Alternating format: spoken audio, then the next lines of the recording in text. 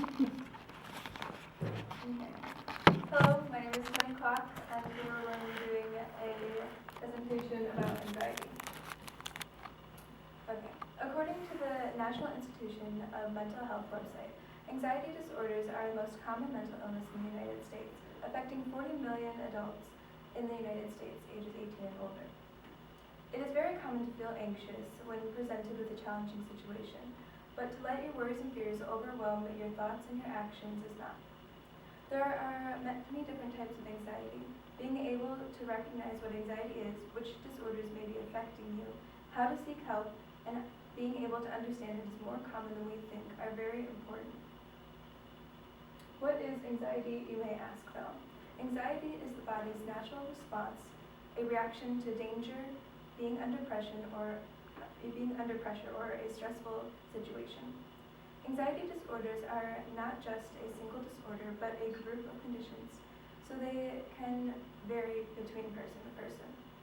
Differences aside though, all anxiety disorders share one major symptom, an uncontrollable fear or worry in situations where most people wouldn't be. There are key tell signs to anxiety, both emotionally and physically. Emotional anxiety creates mixed emotions inside one's head. If you have emotional anxiety, you're likely to feel extreme dread towards a situation you feel uncomfortable with. You always keep watch for danger. You anticipate the worst in all situations. You're restless and find it hard to relax or concentrate because of your thoughts. You feel tense and jumpy and probably fidget a lot to stay focused or calm. You may be irritable and feel like your mind constantly draws blank. But anxiety is more than just a feeling and what's going on in your head. Physical symptoms of anxiety occur because of its natural fight or flight response in situations. Some physical symptoms include, but are not limited to, a fast and loud beating heart, sweating, headaches, upset stomach, feeling dizzy, having to use restrooms excessively, shortness of breath, muscle tension, tremors, and twitches, and constantly being tired or having insomnia. If you experience any of the previous symptoms, you may have anxiety, but which ones are affecting you? There are 6 major types of anxiety: generalized anxiety disorder, panic disorder, obsessive-compulsive disorder, social anxiety disorder, phobia, and post-traumatic stress disorder. You may be suffering from generalized anxiety if you are constantly feeling like something bad is always going to happen throughout your day-to-day life. You constantly have anxiety attacks and feel anxious for no reason. A panic disorder is when you are always having unexpected episodes of panic, causing multiple emotional and physical symptoms to happen at once.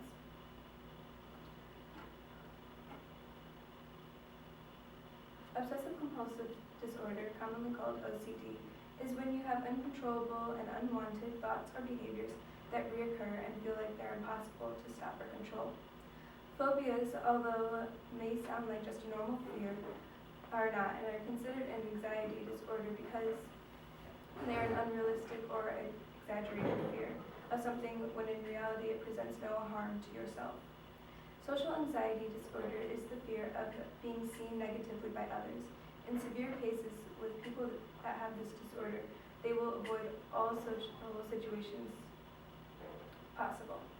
Lastly, post-traumatic stress disorder, commonly known as PTSD, it can be thought of as a constant panic attack that never ends or rarely does. It will include flashbacks of the traumatic event, being startled easily, withdrawing yourself from others, and avoiding situations that could remind you of this event. Having anxiety is a very draining experience. You may constantly feel like you're having to battle out these thoughts on your own, but you don't, and you shouldn't have to. Practicing self-help is very important to getting better.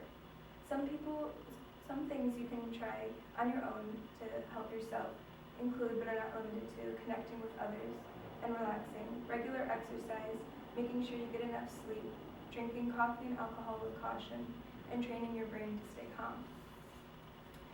Despite the fact that anxiety is treatable, oftentimes people are reluctant reluctant to admit they have a problem and need to seek help. Seeking professional help can be something you shouldn't feel scared or ashamed of, because it will only better yourself.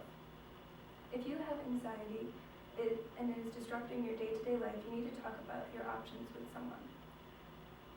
Things that could help you that they will offer is behavioral therapy, medication, or a combination of the two. Support groups are also a good option if you're looking for other people you can relate, connect, and grow with so you don't feel alone. Anxiety disorders are more common than we think. Age of onset is seen as an important characteristic of anxiety disorders because they emerge early in life.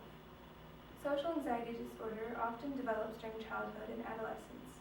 Panic disorder usually occurs in adolescence through mid-adulthood, while generalized anxiety disorder occurs in adolescence, early adult life, as well as adult and late adult life. All anxiety disorders can be triggered by any traumatic event throughout any time in your life, though.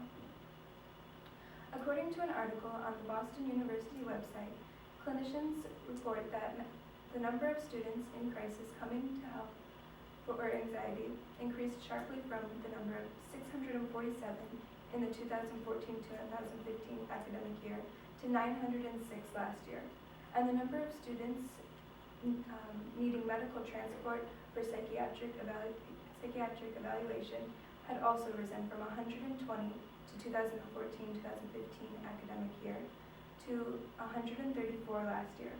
That same survey found 21.9% of students said that within the last 12 months, anxiety had affected their academic performance. They either received a lower grade on an exam or an important project, or they did not complete the course or dropped it altogether. This shows that anxiety can occur with any age and continues to grow in numbers.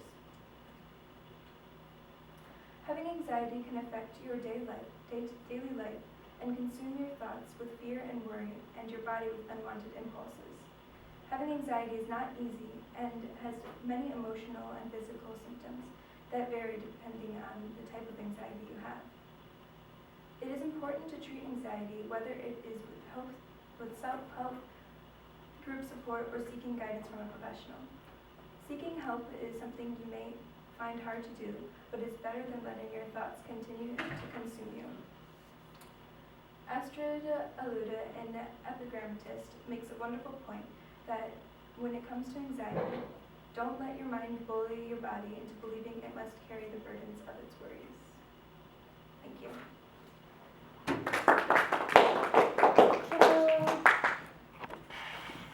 I learned quite a few things.